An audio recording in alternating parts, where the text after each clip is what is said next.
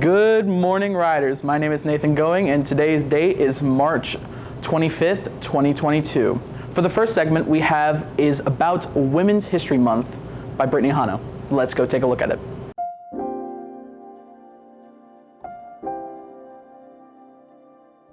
Born as Elizabeth Cochran on May 5, 1864, she attended Indiana Teachers College, but could not complete her education due to a lack of finances. But this did not stop Elizabeth from pursuing a career. A nearby city newspaper, the Pittsburgh Dispatch, had a history of writing women in a negative light. This upset Cochran so much to the point that she decided to do something about it. The editor published the letter for its well-articulated argument and offered her a job as a columnist. Elizabeth Cochran became Nellie Bly, a woman with a successful career. She was popular with the Pittsburgh Dispatch, but the editors restricted her to only writing columns related to women. Though there was no shortage of topics, Nellie Bly wanted something more. She wanted to be more than just a woman's columnist.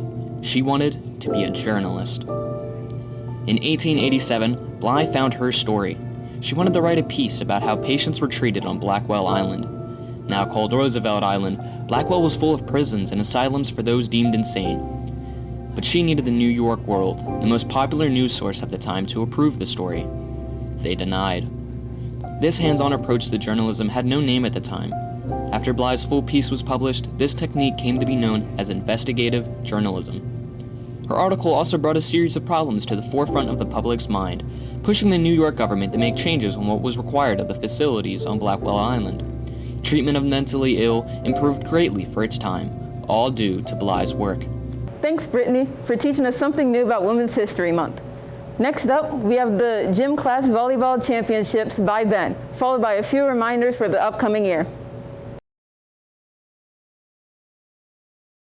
I like enjoying volleyball because it helps me interact with different people, especially during the pandemic and what we've been going through. It's very competitive though. Every sports-based unit that we do, whether it be pickleball, badminton, volleyball, we tie in a end of unit class championship. And the way that we do that is we always start with a seeding purpose, a seeding tournament. We have a King of the Court seeding tournament wherever the students finish at that end of the seeding tournament that determines their seed for the tournament.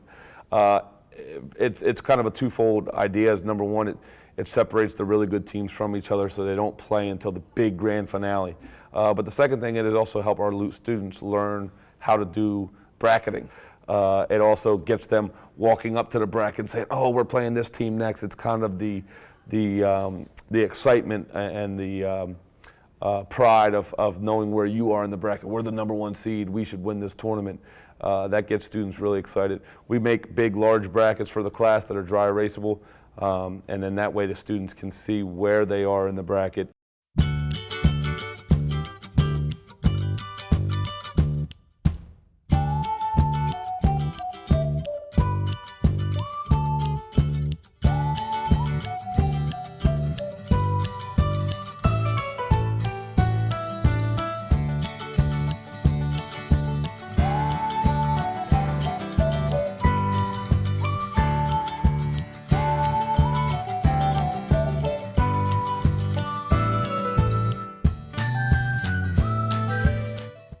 Man, the volleyball championship sure looks like fun. Last but not least, hey there, riders. Welcome to Lunch with Lemire, filling in for Dakota, who will be returning next week. Good morning, riders. On Monday, we will be having barbecue pulled pork sandwich with baked beans and onion rings.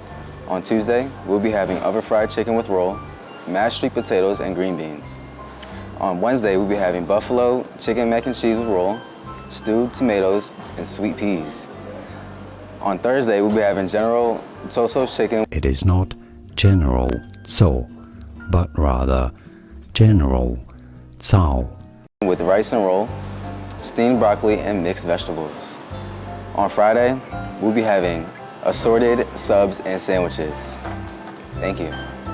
Wait, take two.